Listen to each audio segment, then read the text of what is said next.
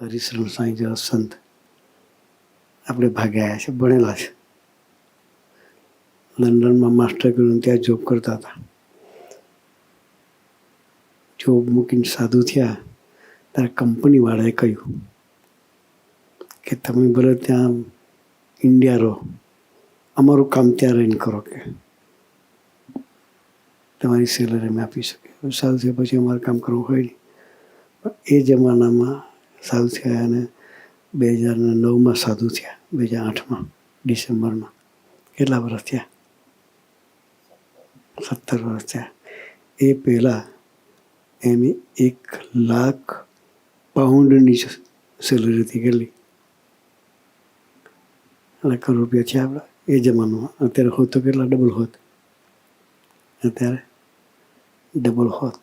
એને છોડીને ભગવાન બચાવ્યા છે.